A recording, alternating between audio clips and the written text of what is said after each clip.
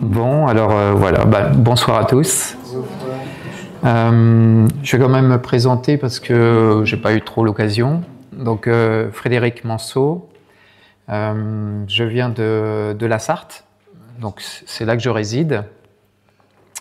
Et donc je travaille pour cette mission à plein temps depuis 11 ans. Voilà. Avant j'étais dans le séculier, on va dire, mais un jour donc j'ai changé.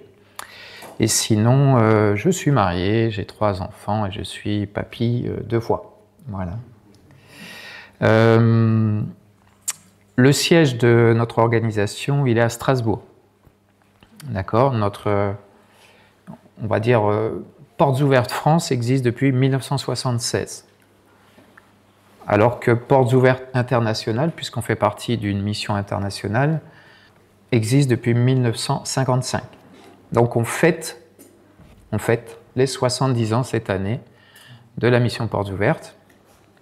Alors je dis mission, mais je pourrais aussi vous dire association, puisque juridiquement on est une association.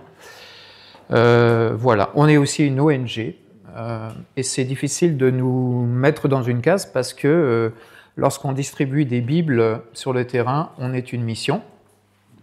Mais lorsqu'on distribue des packs d'urgence, on est une ONG. Et au regard du gouvernement français, on est une association. Donc voilà, on est tout ça. Alors ce qui est particulier, c'est qu'on est une mission sans missionnaire. Nous n'avons que des partenaires sur le terrain. Et ce n'est pas réducteur de dire nous n'avons que. Voilà, on s'appuie uniquement sur des partenaires sur le terrain. Là, vous avez le fondateur de la mission. Est-ce que tout le monde connaît Portes Ouvertes ou il y en a pour qui c'est la première fois? Oh, ok. Oui, voilà. Donc le fondateur que vous voyez ici, alors j'espère qu'il n'y a pas de Hollandais parmi vous, je vais essayer de prononcer son nom, Han van der Bilt. Voilà. Il y en avait une, mais elle n'est pas là. Ah, ouf, merci. Mais communément, on l'appelle Frère André. Brother Andrew, c'est beaucoup plus simple pour tout le monde. Et donc c'est en 1955 qu'il reçoit donc son appel à servir l'Église persécutée. Et pourquoi il y a cette voiture sur la photo? Parce que tout simplement, c'est ce qu'il va faire en premier. Il va se rendre derrière le rideau de fer parce qu'il reçoit donc un appel de Dieu, mais un peu comme Abraham, hein, ça se résume en quelques lignes, c'est très succinct. Et après, à toi de chercher maintenant. Et donc il va réfléchir, il va se dire, oui, mais 1955, on est en pleine guerre froide, où est-ce qu'il peut y avoir des chrétiens qui sont peut-être sur le point de mourir spirituellement? Eh bien, il pense à aller derrière le rideau de fer. Et donc, il sera en Pologne et il découvre quelques chrétiens bien timides, bien apeurés. Et il va leur poser une question qui va changer sa vie. Qu'est-ce que je peux faire pour vous aider? Et ils vont dire, on n'a pas de Bible. On n'a pas de Bible. La Bible est interdite. Et donc, il dit une parole de foi, il dit, ok, je vais rentrer chez moi en Hollande, je vais trouver des Bibles et je vais vous en ramener. Et donc il est parti, il est rentré chez lui, il a exposé ça à sa petite église. Tout de suite, les chrétiens ont dit, ok, on va prier, on va trouver un moyen de t'aider. Des chrétiens lui ont donné 7 coccinelles. Il a caché à peu près cette quantité de Bibles dedans. Il a fait comme il a pu. Et le voilà au volant de sa voiture et il recommence à traverser les frontières. Aujourd'hui, traverser les frontières en Europe, c'est pas difficile. Hein. D'ailleurs, il y a des moments où on ne sait même pas si on est déjà en Belgique, par exemple. Hein. Maintenant, à l'époque, il y avait des gardes frontières. Il y avait des gens avec des armes, des douaniers qui cherchaient tout ce qui était illicite, en tout cas à leurs yeux. Et la Bible faisait partie des produits illicites. Et donc, il s'est dit, au volant de cette voiture, il n'y a qu'une solution. Pour pas que les douaniers trouvent ces Bibles, c'est pas mon expertise dans la matière, parce que je n'y connais rien, je vais prier. Et donc il a prié, Seigneur, toi qui as ouvert les yeux des aveugles si souvent, maintenant je te prie d'aveugler les yeux des douaniers. Et c'est ce qui s'est passé réellement. Réellement, il raconte qu'il a été fouillé pendant un temps assez long. Alors, je crois que dans son témoignage, il parle de 4 heures, ça me paraît extrêmement long, mais... Et il dit qu'il y en avait un qui restait devant lui et qui le fixait. Pourquoi? Pour voir si il allait frémir, s'il allait blanchir, si il allait être troublé.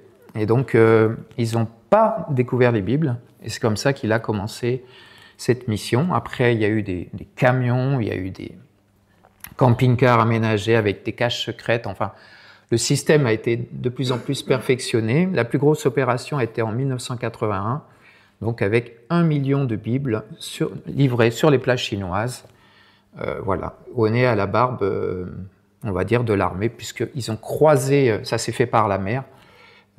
Allez, pour vous dire, parce que c'est passionnant, c'est raconté dans un livre qui s'appelle Opération Perle.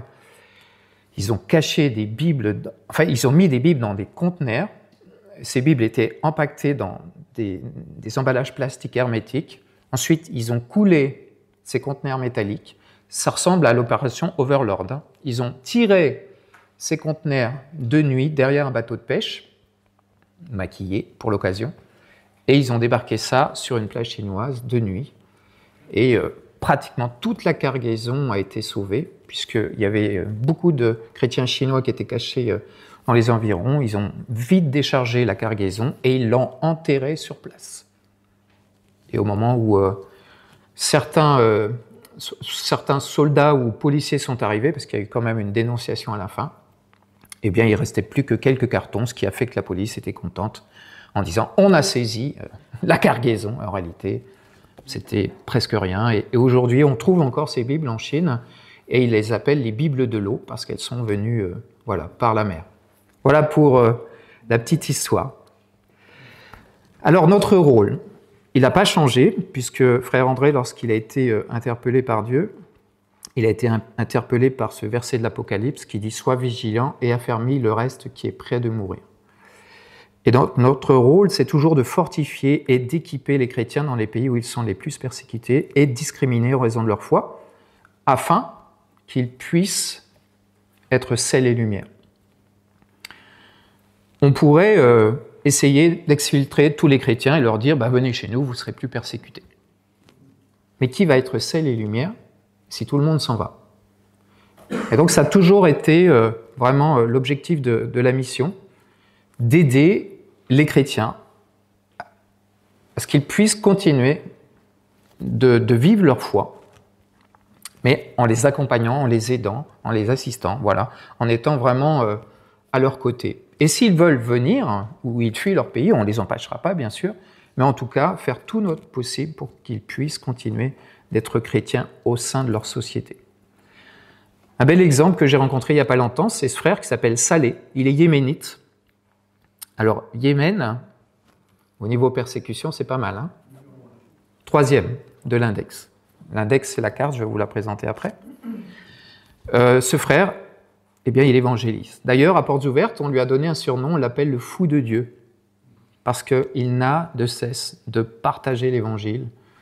Et il dit que tous les jours, il a l'objectif de parler de Jésus, quel que soit l'endroit où il est, ce qui lui a attiré beaucoup, beaucoup d'ennuis. À un moment, donc les imams au Yémen ont demandé sa mort. Et gloire à Dieu, pour l'instant, il est toujours vivant. Heureusement, il ne vit pas tout le temps au Yémen, ce qui lui permet d'avoir des moments quand même plus paisibles. Je vais vous proposer une vidéo, ça va être un peu, ce soir, ça va être un peu différent de ce qu'on peut-être on a vu jusqu'à maintenant. Il va y avoir des vidéos, des témoignages, si ça ne vous dérange pas, voilà. On y va ? Quel est le prix à payer pour suivre Jésus? Perdre sa sécurité, son travail, sa famille, ses amis? Ils sont des centaines de millions de chrétiens dans des pays comme la Corée du Nord, l'Afghanistan, le Nigeria, l'Inde, l'Irak et la Chine à se voir refuser l'accès à l'emploi, à l'éducation. Ils sont arrêtés, attaqués et même tués pour avoir voulu suivre Jésus. Quand les terroristes viennent dans les églises et qu'ils trouvent des chrétiens en train de prier, ils leur disent que le temps du christianisme est terminé. Après cet avertissement, s'ils reviennent plus tard et vous trouvent dans l'église, ils vous tuent. Depuis 70 ans, Portes Ouvertes aide les chrétiens à rester attachés à Jésus partout dans le monde, quel qu'en soit le prix. God spoke to me again through His word. Awake, strengthen what remains, which is at the point of death. Then I understood I have to go to the Christians. Depuis le premier voyage de Frère André derrière le rideau de fer, Portes Ouvertes s'est développé dans plus de 70 pays. Quand vous vous joignez à nous, Vos dons et vos prières aident l'Église persécutée à survivre au travers de formations bibliques, de secours d'urgence et de projets de développement. Priez avec des chrétiens secrets au Moyen-Orient. Livrez un kit de survie à un chrétien nord-coréen. Apportez des Bibles à une église souterraine en Chine. Notre but est d'aider les chrétiens à tenir ferme face à la persécution pour qu'ils continuent d'être une lumière pour le Christ.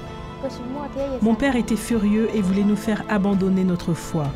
Je lui ai dit que peu importe à quel point c'est dur, nous croirons toujours en Jésus. Nous sommes un seul corps. Quand il souffre, nous souffrons tous. Si l'Église n'aide pas l'Église, qui le fera? Marchez main dans la main avec les chrétiens persécutés pour surmonter tout ce qui nous empêche d'avancer. Et soyez édifiés par ceux qui sont prêts à tout perdre pour gagner Christ. Aujourd'hui, aiderez-vous les chrétiens à suivre Jésus, quel qu'en soit le prix. Voilà, donc depuis la création de cette organisation en 1955, elle s'est beaucoup agrandie. Donc maintenant, nous sommes présents dans 25 pays libres, dont la France depuis 1976, comme je vous disais, et nous aidons à peu près 78 pays dans le monde. Voilà. On ne sait pas exactement combien on est. On pense on est à peu près 2000 personnes à travailler pour cette organisation dans le monde. Voilà, je vais vous présenter maintenant ce que l'on appelle l'index mondial de la persécution des chrétiens dans le monde. Donc c'est l'enveloppe que vous aviez à l'entrée. Donc c'est un état des lieux, c'est une photographie de la persécution dans le monde. Ici vous avez l'index 2025, donc c'est une photographie, un état des lieux de la persécution en 2024. Vous avez ici un classement des pays les plus persécutés au monde, vous voyez avec numérotation, et un système de couleurs qui vous permet de différencier donc l'intensité de persécution. Le rouge signifie la persécution extrême, donc clairement, lorsqu'on vit dans un pays qui est en rouge ici, on risque sa vie. On risque sa vie, on peut mourir simplement parce qu'on est chrétien. Puis ensuite, on a quand même une persécution forte, voire à certains moments très forte. Je vais vous parler un peu plus de cet index et peut-être vous expliquer comment on arrive à ce classement. Alors déjà, c'est un classement qu'on a créé en 1993. Et donc, portes ouvertes, on aide tous les chrétiens. On ne fait pas de différence. Sur le terrain, comme je le disais en aparté, les persécuteurs ne font aucune différence. Hein? Ils persécutent tous ceux qui se revendiquent du Christ.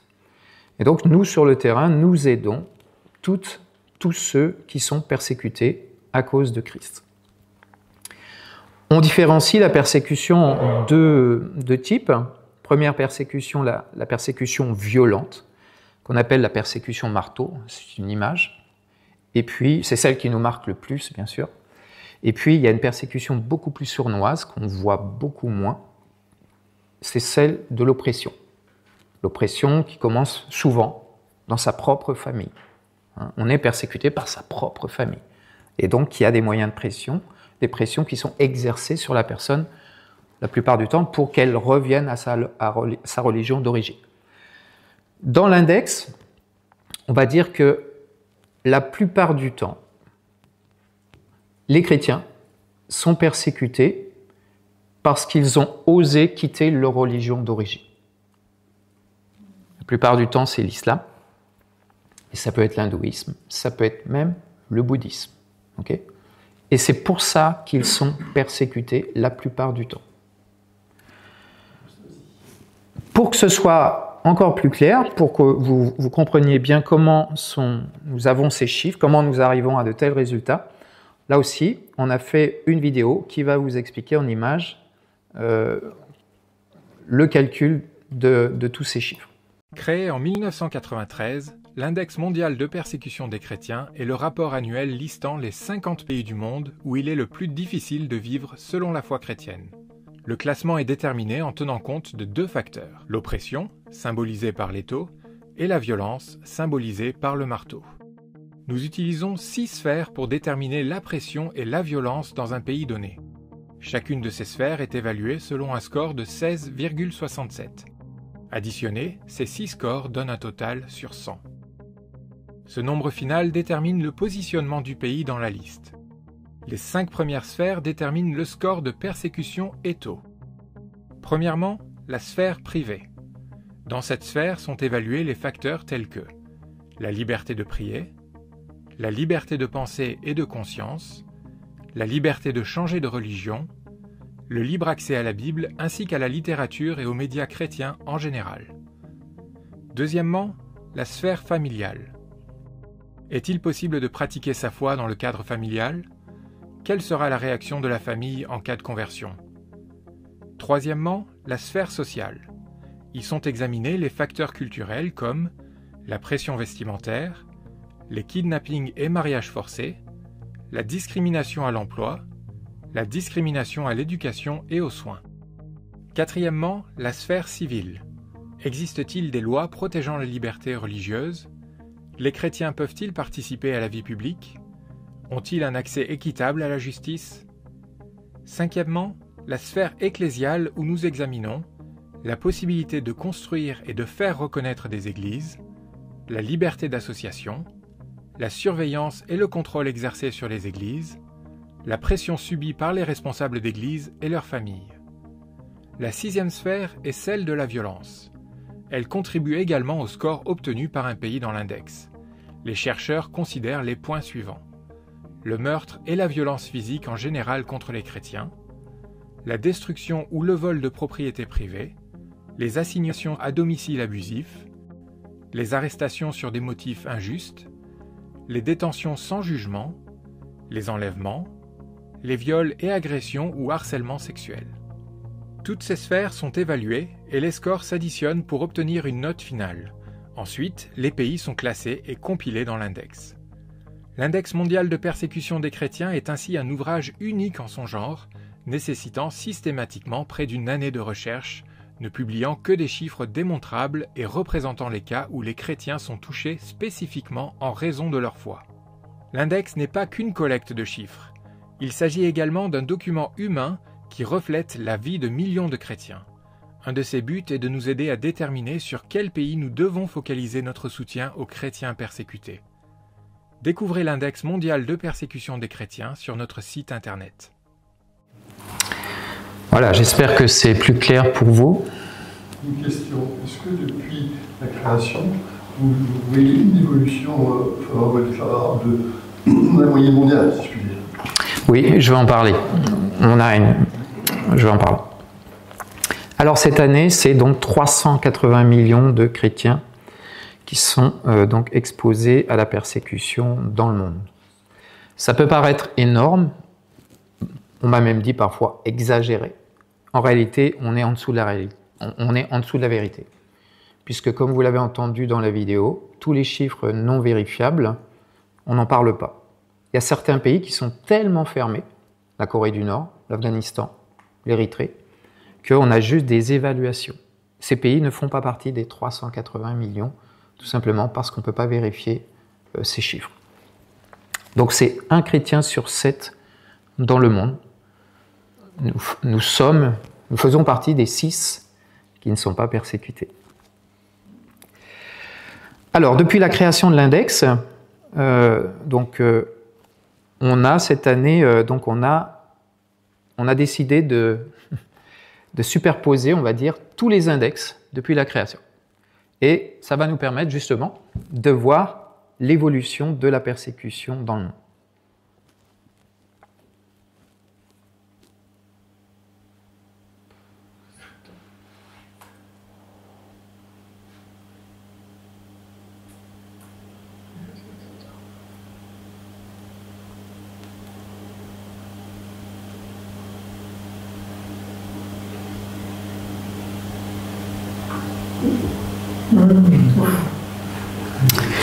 Voilà. En plus, oui, alors là, c'est intéressant de parler de ça. Parfois, on voit des pays qui sont totalement colorés, mais tout le pays n'est pas concerné. Ça, c'est important. Tout à l'heure, on le verra, par exemple, pour le Congo, pour le Nigeria. C'est difficile techniquement on va dire, de colorer juste une partie du pays en disant la persécution, elle se trouve ici. Donc nous, en général, on colorie tout le pays. Et ça ne veut pas dire que tout le pays est concerné par la persécution. Aussi en Inde, il y a beaucoup de disparités. Au niveau de la Russie, c'est surtout la région du Caucase Nord, hein, la Tchétchénie et le Daghestan. Voilà, merci. Et c'est surtout à cause de l'extrémisme islamique. Une autre vidéo, on va maintenant balayer, on va dire, donc la persécution au niveau mondial avec quelques exemples. 25 février 2024, Burkina Faso. 15 chrétiens sont tués pendant la messe dans une attaque contre l'église d'Essakane, au nord du pays. 2 mai 2024, Algérie. Youssef Ouaraman, le vice-président de l'église protestante d'Algérie, est condamné à 1 an de prison ferme pour avoir célébré un culte non autorisé dans un édifice non permis à cet effet. 18 septembre 2024, Pakistan. La chrétienne Shagufta Kiran est condamnée à mort pour blasphème. Ces quelques faits de persécution ne sont qu'un fragment de ce que vivent de très nombreux chrétiens. Compilés ensemble, ils dressent le tableau d'une réalité dramatique, celle de la persécution des chrétiens dans le monde. Chaque année, Portes Ouvertes publie l'Index mondial de persécution des chrétiens, un classement des 50 pays où les chrétiens sont le plus fortement persécutés et discriminés en raison de leur foi. Como você está a persistir em falar sempre de Jesus, nós então vamos a mostrar exemplo como é que Jesus passou. Foram me encostar naquela árvore, levaram, começaram a pregar nos joelhos. Eu, enquanto estava crucificado, nem para fazer assim, nem para me defender, eu não estava. Actuellement, plus de 380 millions de chrétiens sont exposés à des persécutions et des discriminations fortes en raison de leur foi dans 78 pays du monde. Cela représente 1 chrétien sur 7. L'année passée, 4476 chrétiens ont été tués en raison de leur foi. Ils avaient une liste de tous les chrétiens. Donc, ils passaient maison par maison. Ils ont ciblé au moins 15 maisons. Ils ont tué 5 et ils ont parti avec les 10 autres. 7679 églises ou propriétés chrétiennes publiques, comme des écoles, des hôpitaux et des cimetières, ont été ciblées par des attaques. «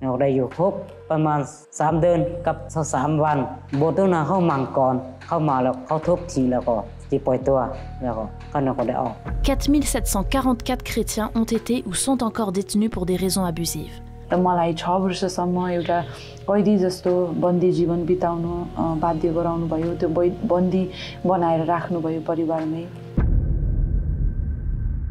En 2025, dans quel pays les chrétiens sont-ils le plus fortement persécutés? Cette année, l'on recense 13 pays où la persécution a atteint un niveau extrême. Il s'agit du Myanmar, de l'Arabie Saoudite, de l'Inde, de l'Afghanistan, de l'Iran, du Pakistan, du Nigeria, de l'Érythrée, du Soudan, de la Libye et enfin, dans le top 3, du Yémen, de la Somalie et de la Corée du Nord.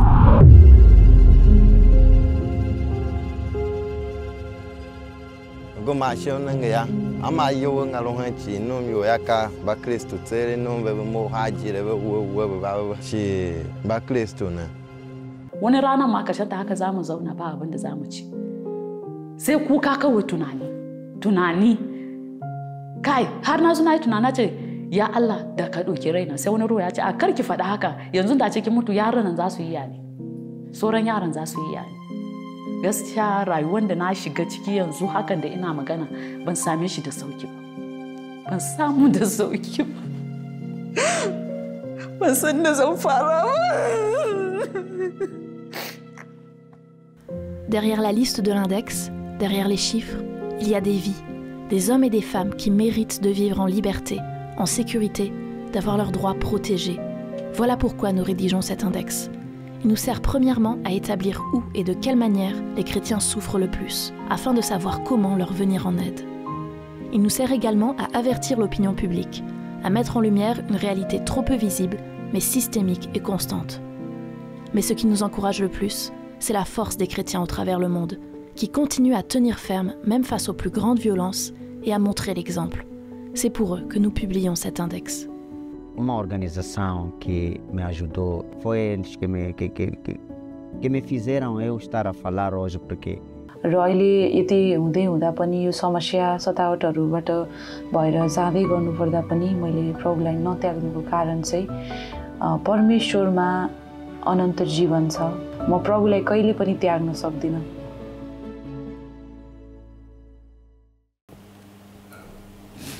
Pardon, je reviens à la même question sur l'autre fois. À la première réalisation de l'ADEX, il y avait combien de pays par rapport aux 78 d'aujourd'hui et combien de millions de chrétiens par rapport aux 380 d'aujourd'hui?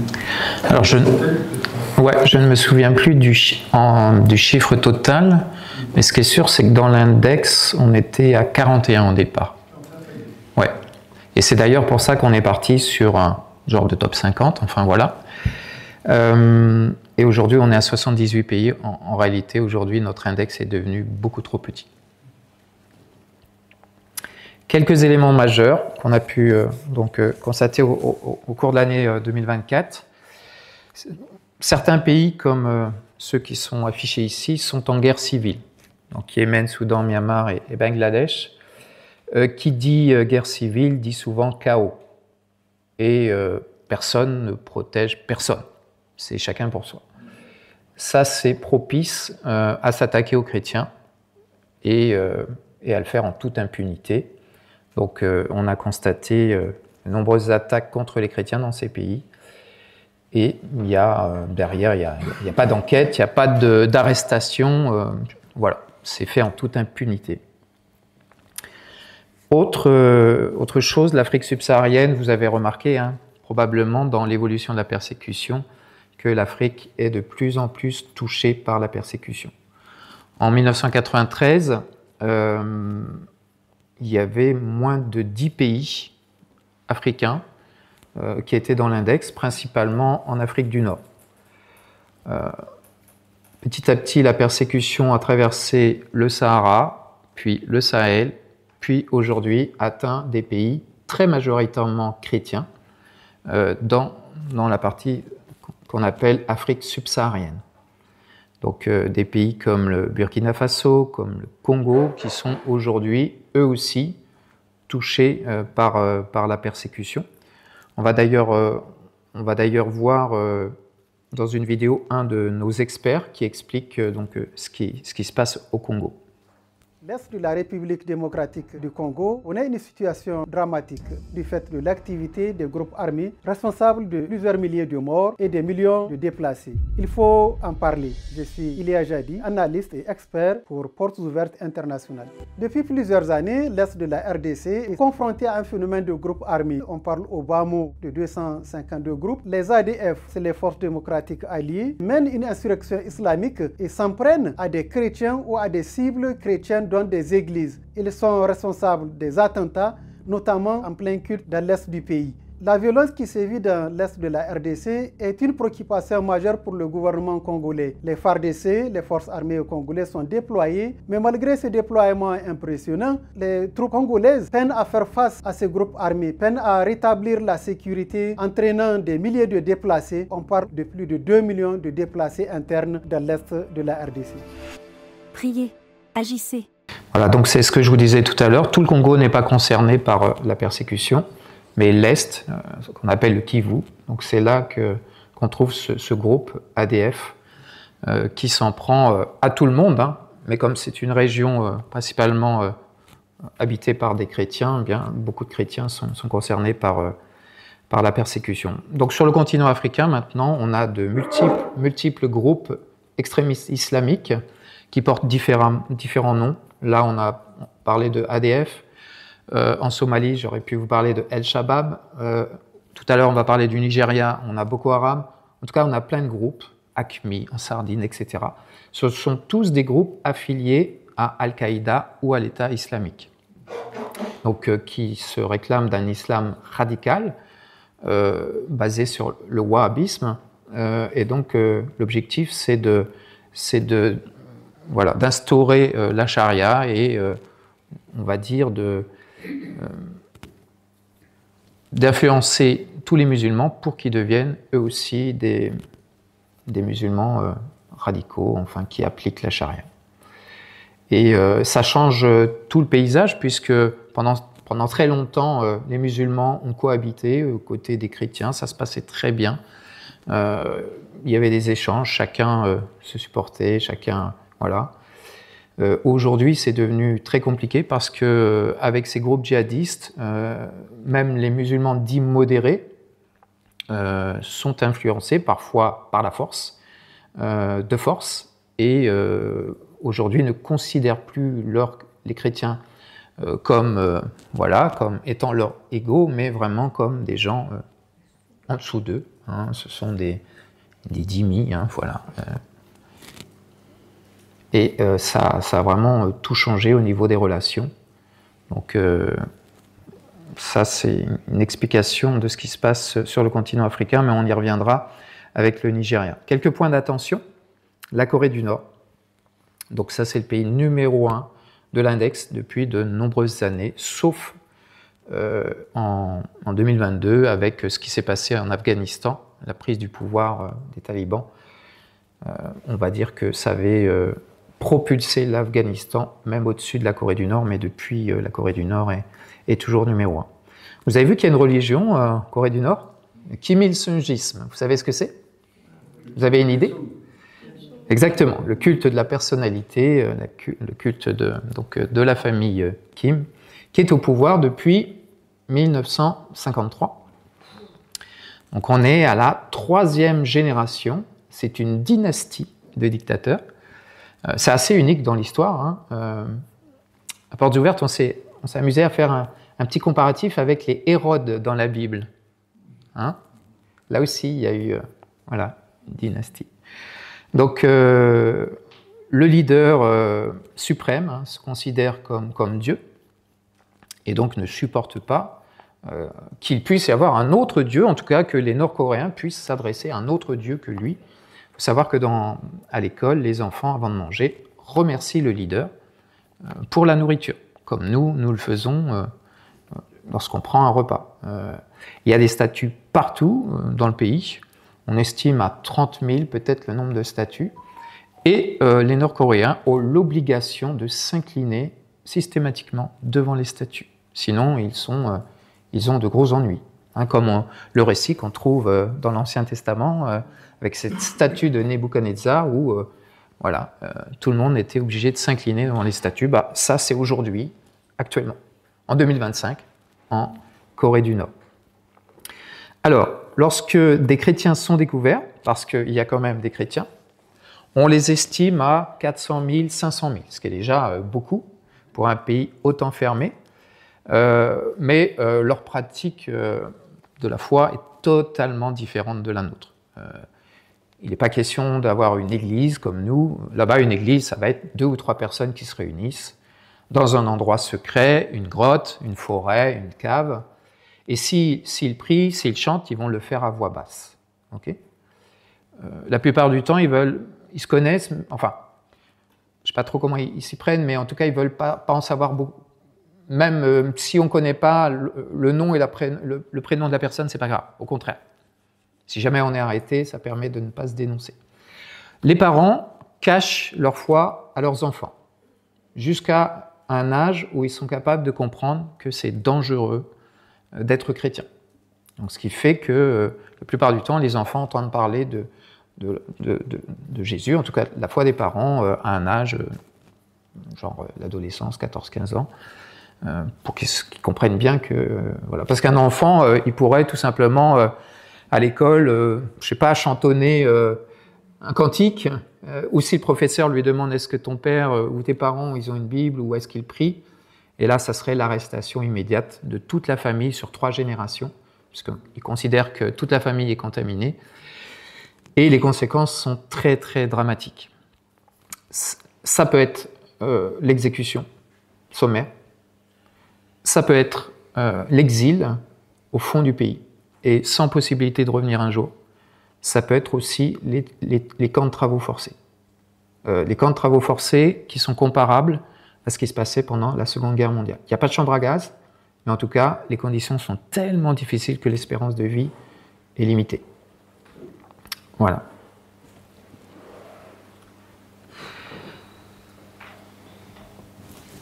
Autre point d'attention, les églises condamnées à la clandestinité. Donc aujourd'hui, l'Iran, on va dire que ça fait un certain temps maintenant, en tout cas en ce qui concerne les communautés protestantes. Les dernières églises ont été fermées il y a déjà quelques années. Il y avait eu un assassinat d'un pasteur, Ike Ovsepian, pardon. Aujourd'hui, on a deux églises dites officielles, les églises arméniennes et les églises assyriennes, qui font leur culte dans leur langue. Le farsi, la langue iranienne, est interdite dans ces églises. Et il y a tous les convertis de l'islam. Et ils sont très nombreux, et ils sont de plus en plus nombreux. Eux ont interdiction de fréquenter les églises dites officielles. Il faut savoir que le gouvernement dispose d'une police secrète et donc traque tous ceux qui quittent l'islam. Dans la charia, il est interdit de quitter l'islam d'ailleurs. Voilà. Donc leur seule solution, ce sont les églises de maison. On va y revenir tout à l'heure, je vous montrerai quelques exemples. Et puis l'Algérie. L'Algérie, où l'année dernière, toutes les églises protestantes, sauf une à Alger, toutes, donc 47, ont été fermées. Et vous avez vu tout à l'heure le pasteur qui a été arrêté. Alors les Algériens ont beaucoup manifesté, ils ont essayé de résister, ils ont jeûné, enfin ils ont fait toutes sortes d'actions. Et aujourd'hui, c'est pas qu'ils se résignent, mais en tout cas, ils sont dans une nouvelle ère. Et aujourd'hui, c'est beaucoup plus, ils se réunissent de plus en plus dans leur maison. Et on a reçu un témoignage qui est très frappant, j'aimerais vous le lire. La fermeture de nos églises était salutaire pour nous. Je vous lis ce qui est entre parenthèses. Cela serait également salutaire pour vous en Europe. On ferme la parenthèse. Les membres de l'Église aujourd'hui se dispersent, s'établissent dans les contrées, créent des églises de maison et invitent les villageois à y participer. Le Seigneur Jésus est à nouveau au centre de nos vies. Le fait que le gouvernement nous laissait tranquilles nous a rendus paresseux. On n'évangélisait plus, on se suffisait à nous-mêmes. On avait oublié qu'on était en terrain ennemi et on avait déposé les armes. Les murs de nos églises aujourd'hui sont fermés, mais pas nos cœurs. Le Seigneur nous envoie ce qu'il veut sauver. Les jeunes gens viennent toquer à notre porte et demandent une Bible en arabe. Nous prions pour leur sécurité, leur protection, et quand ils retournent chez eux, on les encourage de vivre Christ en obéissant à leurs parents, en les respectant et en les aimant. Souvent, la famille vient à la foi par leur changement de comportement. C'est dans la fournaise de la tribulation que le Seigneur forme ses soldats. Étonnant, hein? Et puis, autre point d'attention, le Nigeria. Le Nigeria est l'endroit et le pays le plus dangereux, on va dire, actuellement du monde, au niveau de la violence. Plus de 35 000 chrétiens ont été tués depuis 2015. C'est donc le djihadisme qui donc est responsable de la persécution des chrétiens. Alors le Nigeria, c'est un grand pays constitué d'États. On pourrait le comparer aux États-Unis. Donc toute la partie sud est chrétienne, majoritairement chrétienne. C'est là qu'on trouve les fameuses méga church chez les évangéliques, et ces pasteurs assez riches, on va dire. Mais au nord du Nigeria, 12 États appliquent la charia. C'est là qu'on trouve le groupe dont j'ai parlé tout à l'heure, Boko Haram. Okay. Et puis le centre, il y a les Fulani, les Peuls, qui sont des éleveurs, des nomades. La plupart du temps sont musulmans et ils sont de plus en plus aussi gagnés par l'extrémisme islamique. Donc on a beaucoup d'attaques au nord du Nigeria et ça déborde aussi sur les pays voisins. Quelque temps, j'étais au Cameroun, dans la partie qu'on appelle l'extrême nord, et donc la nuit, les groupes djihadistes traversent la frontière et s'en prennent à des villages chrétiens et commettent beaucoup d'exactions. On va voir justement un camp de déplacés à cause de ces violences, donc au Nigeria.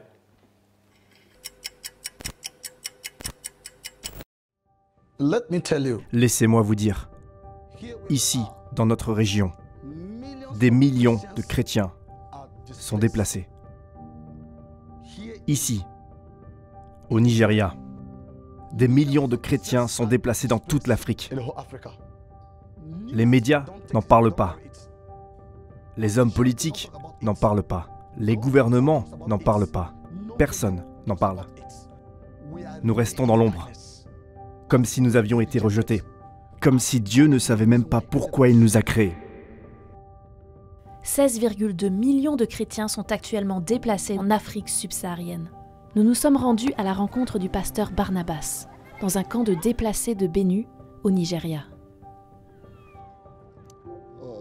C'est ici que nous vivons, dans un camp de déplacés internes.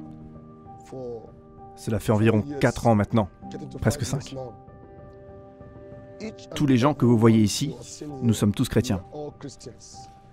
Et nous sommes déplacés à cause des violences. Voici ma maison. 3 de nos enfants restent ici avec moi et ma femme. Les autres vont dormir chez le voisin, la nuit tombée. C'est du carton. Mais nous l'utilisons comme toiture pour nous protéger du soleil. De là à là, cela fait 1,5 mètre. D'ici à là, il y a 1,5 mètre. Et d'ici à là, 1,5 mètre. C'est plus petit qu'un matelas double. La plupart des hommes sont sortis à la recherche d'un travail leur permettant d'obtenir de quoi manger pour aujourd'hui. Et cela ne suffira même pas pour un repas, pour une journée. La faim conduit beaucoup d'entre eux à retourner chez eux pour chercher de la nourriture. Et alors, ils se font attaquer par les extrémistes. Ils n'ont pas d'autre choix, ils doivent y retourner. Mais lorsqu'ils y vont, ils sont encore attaqués. Ils doivent alors fuir. Nous pensons qu'ils sont contre les chrétiens. Lorsqu'ils viennent nous attaquer, ils nous appellent Kapari. Cela veut dire des sans religion. Pour eux, nous sommes des moins que rien. Ils ciblent directement les chrétiens. Vous voyez ici, notre église et les gens dont je suis le pasteur.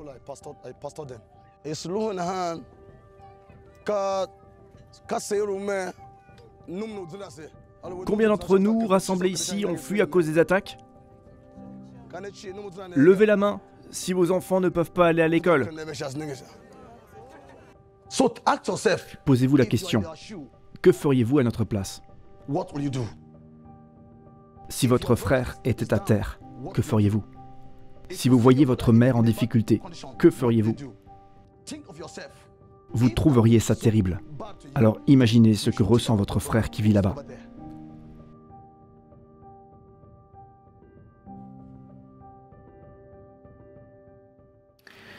Voilà, donc au niveau de Portes Ouvertes, bien sûr, on est sur le terrain, on distribue beaucoup d'alimentation, on pourvoit tout ce qui est urgent.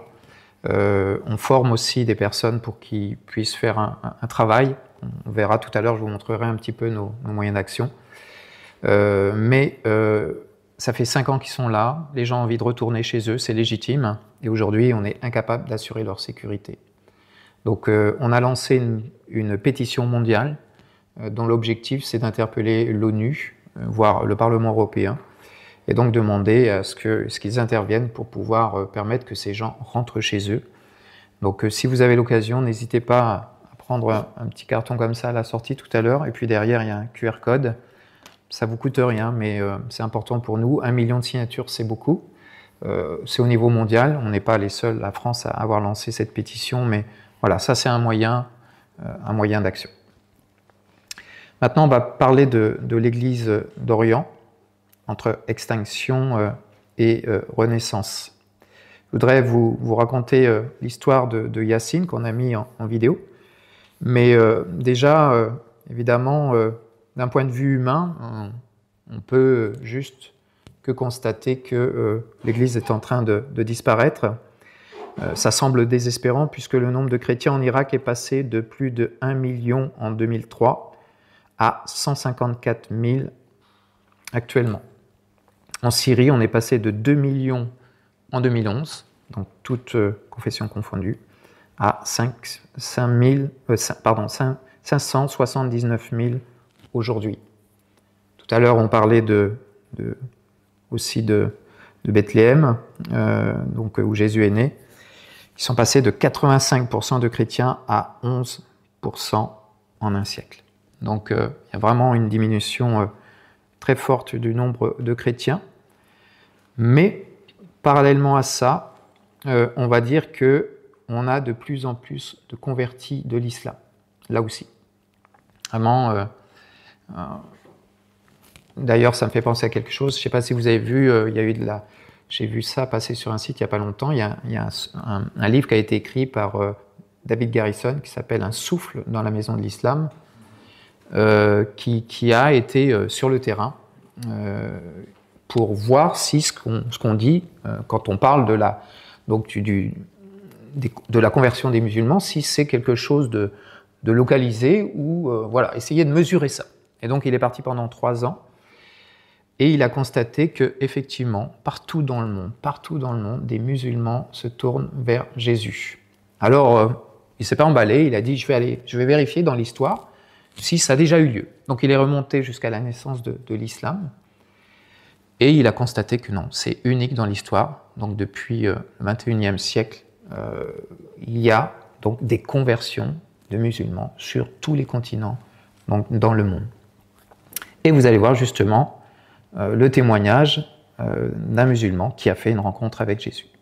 Imaginez devoir mettre du scotch sur votre Bible pour que votre famille ne sache pas que vous la lisez. C'est ce qu'a dû faire Yassine. Et je suis sûre que c'est une tactique qu'utilisent beaucoup de chrétiens qui doivent vivre leur foi en secret.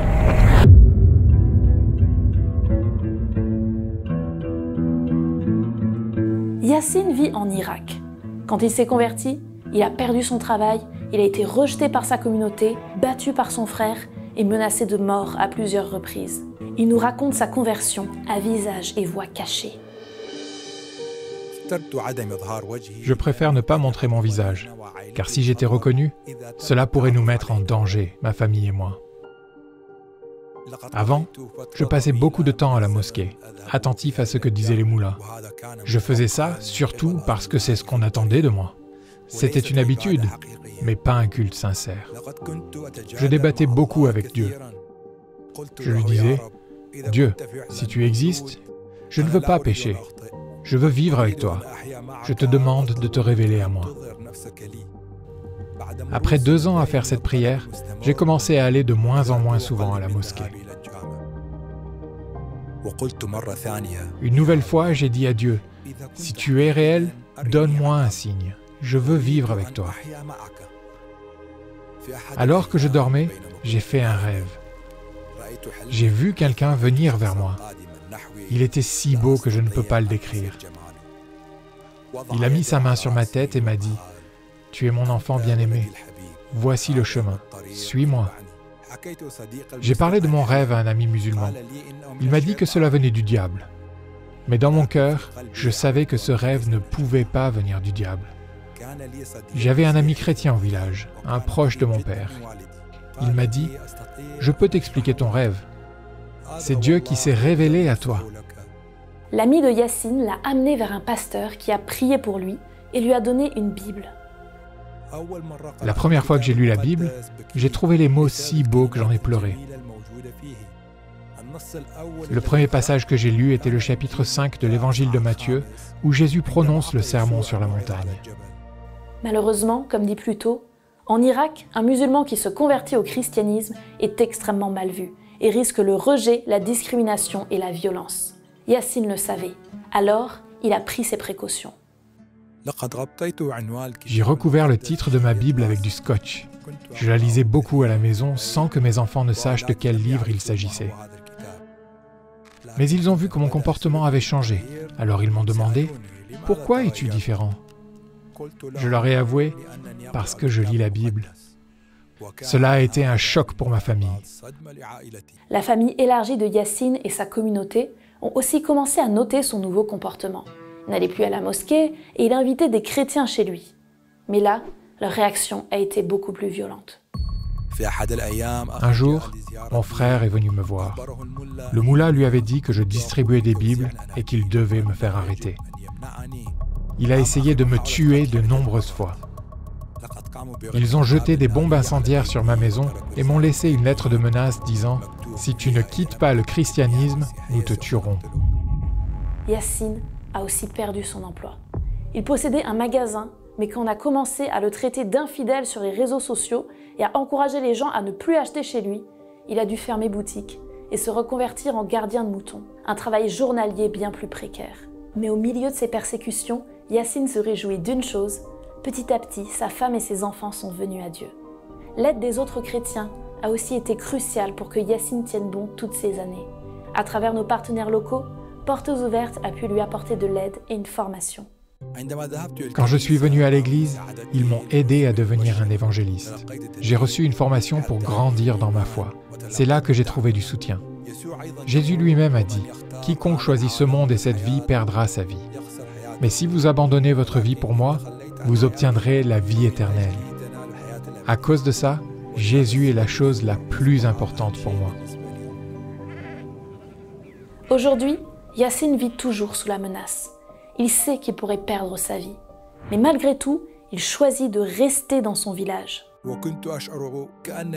J'ai l'impression d'être une brebis au milieu des loups, car les gens ont cessé de bien nous traiter. Ils ne nous parlent plus, et quand on sort, ils nous insultent. Mais je sais que Dieu a une mission pour moi, amener la bonne nouvelle dans mon village.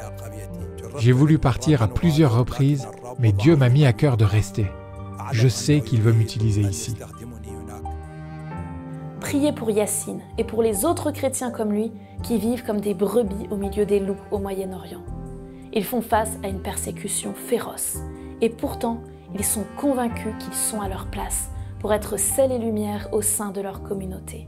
Priez pour que, par leur exemple, beaucoup d'autres découvrent aussi le Seigneur Jésus.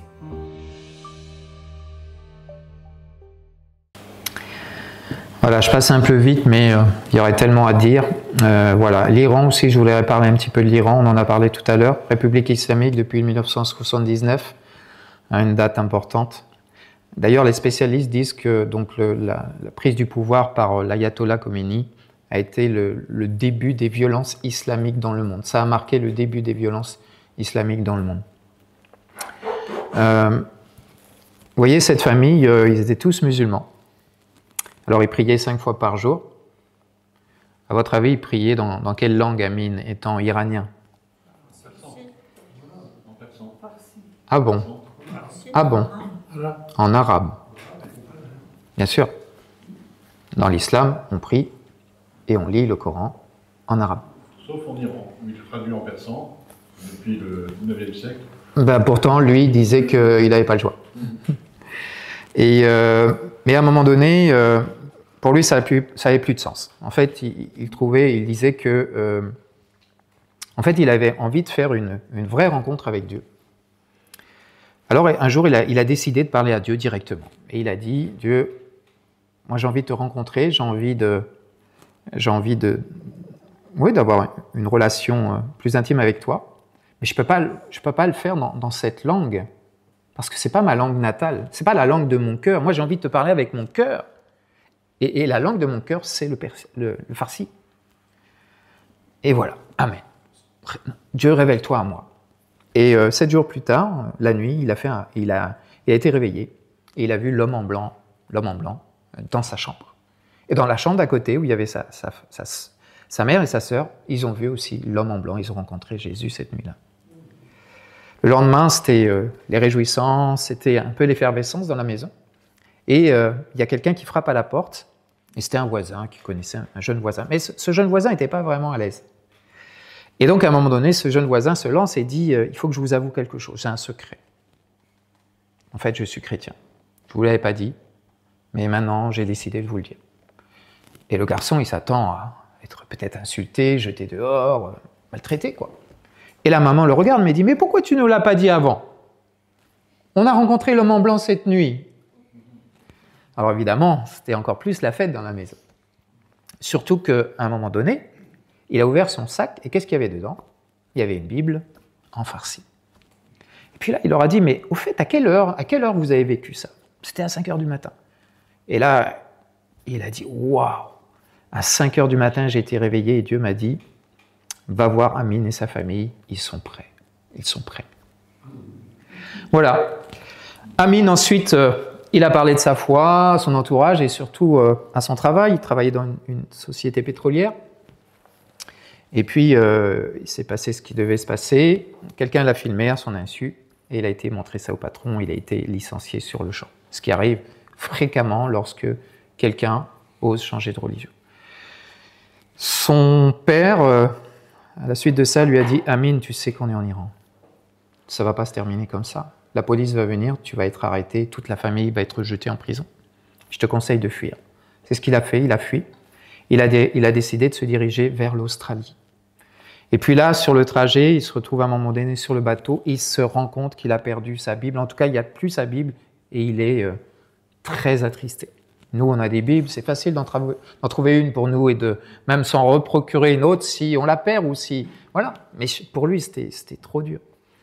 Et alors, il prie et à un moment, il ouvre les yeux et il voit en face de lui un couple bien sympathique et il décide d'aller leur parler. Ce sont des missionnaires. Et là, il leur expose ce qui vient de se passer pour lui. Et eux se regardent avec un petit sourire aux lèvres. Et le mari dit, vous savez, ça fait un certain temps qu'on prie tous les deux parce qu'on a une Bible en farsi et on a demandé à Dieu de nous montrer quelqu'un qui en aurait besoin. Ça, c'est le chronomètre de Dieu. La précision de Dieu. Voilà, Amin, maintenant, il est pasteur en Australie et il dirige 3 églises. Mais il a un rêve, c'est de revenir en Iran, son pays d'origine, pour répandre l'évangile. Alors, c'est dangereux. D'ailleurs, vous allez voir Sagar qui nous raconte combien c'est dangereux pour eux.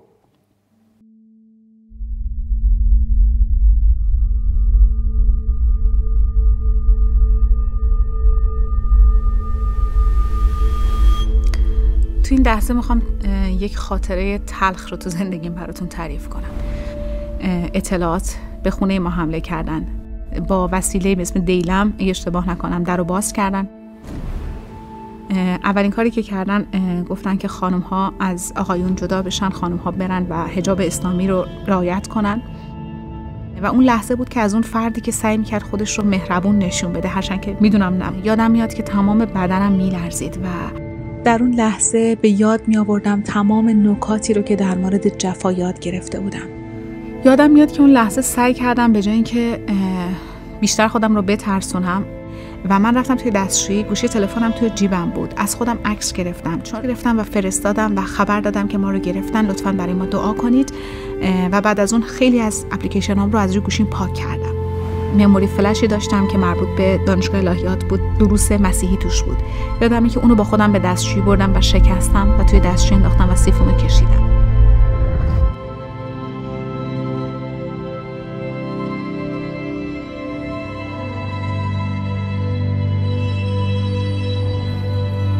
الان میتونم به شما بگم که اگه تعلیم هایی که در مورد جفا دیده بودم وجود نداشت، من امروز اینجا مقابل شما نبودم.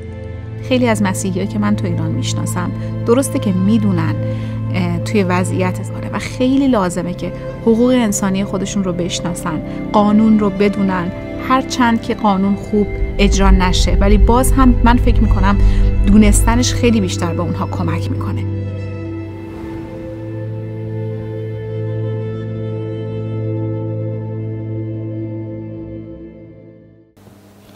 Alors, actuellement, il y a de nombreux chrétiens qui sont en prison. On a régulièrement des vagues d'arrestations. Là, vous avez que quelques exemples. Narges, que vous voyez, cette jeune femme, elle a été arrêtée, par exemple, lorsqu'elle était enceinte. Elle a été condamnée tout simplement parce qu'elle faisait partie d'une église de maison. Elle a été condamnée à 15 ans de prison pour ça. Le jeune homme que vous voyez en bas, Amir, lui aussi on va dire, a été fondateur d'une église de maison. Il a été arrêté, il a été battu. À la suite de ça, il a eu des problèmes cardiaques. Et lorsqu'il a demandé à être soigné, en guise de soins, ils l'ont battu à nouveau. Donc, c'est important de prier pour toutes ces personnes qui ont, on va dire, été condamnées entre 10 et 15 ans de prison pour la plupart. Et puis, je vais terminer par l'Érythrée, un pays très très fermé, dont on parle très très peu de Afrique. Là-bas, les églises autorisées sont l'église orthodoxe, l'église catholique et l'église luthérienne. Les plus visés sont donc les évangéliques et en particulier les pentecôtistes. Donc là aussi, beaucoup d'arrestations arbitraires. On estime entre 60 et 1200 chrétiens en prison. Voilà. Il y a des conditions inhumaines aussi pour les jeunes. D'ailleurs, c'est pour ça aussi qu'on retrouve autant d'Érythréens, de jeunes Érythréens qui fuient et qu'on retrouve en Europe, en particulier dans le nord de la France, à une époque, parce qu'ils fuient aussi l'armée. Les conditions sont tellement difficiles qu'ils préfèrent fuir le pays que faire l'armée. Ça fait maintenant 20 ans que ces gens sont en prison. La plupart ont été, on va dire, mis en prison, mais n'ont jamais eu de procès. Voilà. Donc c'est un État autoritaire, et donc toutes ces personnes sont en prison depuis 20 ans. Donc là aussi, on a lancé une pétition sur notre site. Donc là, il faut imprimer la pétition, la signer et l'envoyer donc à l'ambassade d'Érythrée en France. Donc là aussi, c'est un moyen d'action. Pardon ? Révérend, oui. Oui. Oui, aussi. Alors, qu'est-ce que nous faisons ? C'est une bonne question. Donc, nous avons des projets de développement socio-économique. Qu'est-ce que c'est ? En fait, ce sont des microcrédits. Ça, c'est quelque chose qu'on utilise énormément. Le microcrédit, on prête des petites sommes sans intérêt à des personnes qui ont la plupart du temps tout perdu à la suite de leur conversion. Leur travail, leur maison, voilà. Et les enfants sont discriminés à l'école, enfin, des conditions de vie devenues parfois intenables. Et c'est là qu'on intervient avec des microcrédits. On demande à ces personnes s'ils veulent bien monter un projet, une micro-entreprise, faire un élevage, vendre ensuite le lait, faire des fromages, cultiver un petit coin de jardin, vendre des légumes sur le marché, devenir coiffeur, devenir boulanger, devenir apiculteur, fabriquer des robes, les vendre. Voilà, toutes sortes de projets comme ça, mais la plupart du temps, les gens ne sont pas formés pour ça, donc on commence par les former. Ensuite, on leur prête la somme d'argent nécessaire, 2 000, 3 000 euros, voilà. Ils vont se lancer dans une activité et ça va leur permettre de retrouver non seulement leur capacité financière, mais aussi leur dignité. Je vous donne un exemple. Deepak, il était hindou et il avait la tuberculose. C'est pas une super maladie, hein. C'est une maladie très grave. Donc il a essayé d'influencer ses dieux, il a essayé de... Voilà, il a fait des offrandes, il a pratiqué des rites. Vous savez combien il y a de dieux dans l'hindouisme ? Alors les spécialistes ont du mal à s'accorder, hein, mais ils parlent de 3 millions. Voilà, ils sont là-dessus, mais vous voyez, c'est que des zéros, hein, donc c'est large. Donc il a essayé d'être guéri de cette façon, il n'a pas été guéri, et puis comme ça se passe très souvent en Inde, quelqu'un lui a parlé qu'à tel endroit on pourrait prier pour lui, il s'est rendu là-bas et il a été délivré miraculeusement, il a été guéri miraculeusement. Ensuite, il a tout perdu. Il est rentré chez lui et au lieu de l'accueillir, sa famille, en particulier son père, l'a rejeté de la famille. Et donc, il a été exclu de la maison. Et c'est là que nos partenaires sont entrés en contact avec lui. Ils lui ont proposé un projet. Enfin, est-ce qu'il aurait un projet ? Effectivement, il avait un projet d'ouvrir un magasin de vélos. Et là, il est dans son magasin de vélos où il vend et il répare les vélos. Et grâce à Dieu, il a pu aussi retourner dans sa famille, mais il est toujours stigmatisé par son village, par les gens qui habitent son village. Nos partenaires sont là pour nous faire remonter des données. Si nous arrivons à éditer l'index, c'est parce que nos partenaires sur le terrain sont nos yeux et nos oreilles. C'est grâce à eux qu'on sait tout ce qui se passe. Dès qu'il y a une attaque dans un endroit, notamment dans un village africain, nos partenaires s'y rendent. Et ils vont tout noter, tout ce qui s'est passé. L'attaque a eu lieu à telle heure, il y avait tant de combattants, ils ont commis telle et telle exaction, il y a des personnes qui ont fui, il y a des biens qui ont été brûlés, etc. Donc, toutes ces données sont remontées à notre équipe de recherche qui va analyser tous ces chiffres et puis ensuite les compiler, comme vous avez vu tout à l'heure, et aussi les croiser avec les chiffres d'autres organisations, telles que l'AED ou la liberté d'expression, etc. En général, tout coïncide. Mais ces partenaires seront là aussi pour entourer les personnes, parce qu'on ne vient pas juste comme des journalistes pour dire qu'est-ce qui s'est passé. Nos partenaires sont là aussi pour écouter ces personnes, peut-être les prendre dans leurs bras, pleurer avec eux, prier avec eux. Voilà, ministère de présence et de prière. Notre équipe de recherche, on a aussi à côté de ça une équipe de plaidoyer. Toutes ces données que nous avons, ces chiffres, cet index, on le partage également avec nos instances politiques. Donc, Assemblée nationale, on va une fois par an à l'Assemblée nationale, on va au Sénat, on va au Parlement européen et au Conseil de l'Europe. Vous voyez ici, vous voyez l'index d'ailleurs je crois que ça c'est le Parlement européen, il me semble. Voilà, c'est important de partager aussi avec nos hommes politiques. Et ils nous font un bon accueil. C'est important, vous savez que la Bible nous dit de prier pour ceux qui nous gouvernent. Je ne sais pas si on le fait tout le temps, mais en tout cas la Bible dit que notre liberté dépend aussi de ça. Et c'est important, parce que qu'est-ce qui nous différencie des pays qui sont sur l'index? Est-ce que c'est la Constitution?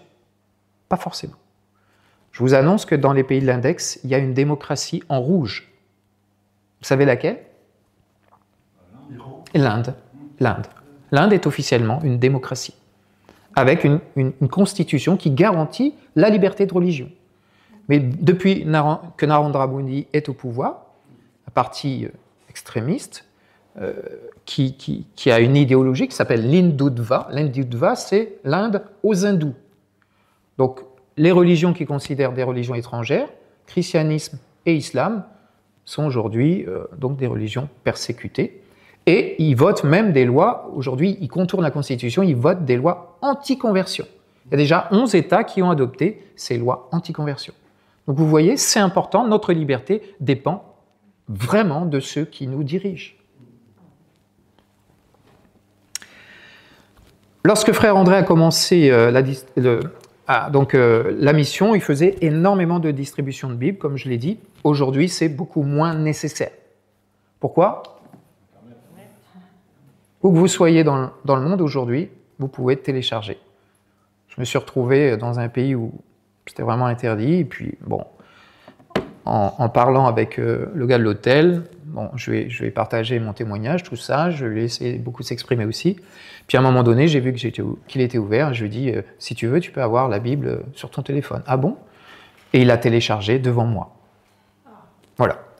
Bon, le lendemain matin, j'avais 3 livres en français qui disaient que la Bible était falsifiée. Mais peu importe, j'ai trouvé ça extraordinaire. En une nuit, le gars, il a réussi à trouver, dans un pays vraiment isolé, à trouver 3 livres en français qui me disaient que la Bible était falsifiée. Bon, mais en tout cas, vous voyez qu'aujourd'hui, et d'ailleurs, c'est beaucoup plus discret. On peut lire la Bible plus facilement, discrètement que, voilà, avec le livre papier. Tout à l'heure, vous avez vu ce frère irakien, ben voilà, il est obligé de mettre du scotch sur sa Bible. Bon. Aujourd'hui, ce qui est beaucoup plus difficile pour nous, c'est l'argent. Tout est tracé aujourd'hui. C'est très compliqué, ça devient très compliqué au niveau de l'argent. Un pays persécuteur, il peut tracer tous les flux d'argent qui arrivent chez lui. Et nos partenaires peuvent être démasqués par ça. Il faut trouver d'autres moyens aujourd'hui. Et puis la formation biblique, on fait aussi de la formation biblique et les soins post-traumatiques. Tout à l'heure, j'ai parlé du Nigeria, pardon. Ce que je ne vous ai pas dit, c'est que un des fléaux du Nigeria, ce sont les enlèvements, les kidnappings. Énormément de kidnappings. Vous vous rappelez des jeunes filles de Chibok, quelques années? Mais ça, c'est tout petit bout de l'iceberg. En réalité, c'est courant et ça continue. Ils enlèvent les jeunes garçons qui vont devenir des soldats et les jeunes filles qui seront emmenées dans la forêt de Sambisa, dans le bush, qui vont convertir de force, marier de force à des combattants islamiques. Voilà. Et ensuite ces jeunes femmes enfantent des enfants avec ces combattants islamiques. Et parfois, on a des femmes qui sont libérées ou qui s'enfuient. Et ce qu'on constate, c'est que parfois, quand elles rentrent chez elles, au lieu d'être bien accueillies, elles sont rejetées. Pourquoi? Parce qu'elles sont revenues avec des enfants qu'elles ont eus avec les djihadistes. Et on les soupçonne de ne pas avoir suffisamment résisté, etc., etc. En tout cas, voilà. Des femmes qui sont multi-traumatisées. Et donc là aussi, on a des centres, on construit des centres post-traumatiques et on forme des gens pour les soins post-traumatiques. Donc là, c'est un centre au Nigeria. Eh bien, j'y viens. C'est ma dernière partie. Vous avez encore un petit peu d'énergie ou pas trop? Ouais. Voilà, je vais vous montrer justement notre aide d'urgence. Tout à l'heure, je vous ai montré ce camp de réfugiés. Qu'est-ce qu'on y a fait dans ce camp de réfugiés? Je vais vous montrer. Quand nous faisons face à ces épreuves, c'est comme si le monde entier nous avait oubliés. Mais avec ceci, cela nous montre qu'il y a des gens là-bas, des chrétiens, qui se souviennent de leurs frères et sœurs en souffrance. Pour cela, nous sommes reconnaissants. Cela nous permet de tenir ferme, de rester solidement attachés à Christ. Bonjour à tous. Dans notre vidéo précédente sur le pasteur Barnabas et les chrétiens déplacés, on vous a laissé un peu en suspens. Alors aujourd'hui, on vient vous donner des nouvelles de Barnabas et de sa famille, et surtout, vous montrer l'impact qu'ont vos dons pour les chrétiens déplacés d'Afrique subsaharienne. Donc, lors de notre tournage, le frère de Barnabas a été attaqué. Heureusement, il a pu sortir de l'hôpital. Il se remet petit à petit de sa blessure à la jambe. Pour rappel, en Afrique subsaharienne, des millions de chrétiens sont actuellement déplacés à cause de la violence des groupes terroristes. Beaucoup vivent dans des camps de déplacés, dans des abris de fortune, sans accès suffisant à l'eau et à la nourriture. Et quand ils essayent de retourner chez eux pour récupérer de quoi manger, ils se font attaquer à nouveau, comme l'a été le frère de Barnabas. Mais grâce à vos dons, nous pouvons leur apporter de l'aide. L'aide humanitaire au Nigeria, dont le pasteur Barnabas et sa famille ont bénéficié, s'est déroulée en 2 phases. La première étant une distribution de nourriture et d'articles de première nécessité aux personnes déplacées.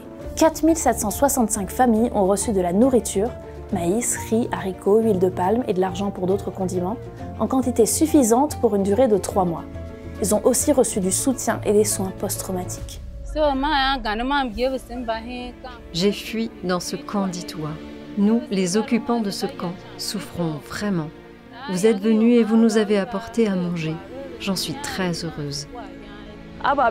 Tout ce que vous nous avez distribué hier, quand j'ai passé le portail et que j'ai vu toutes ces choses alignées au sol,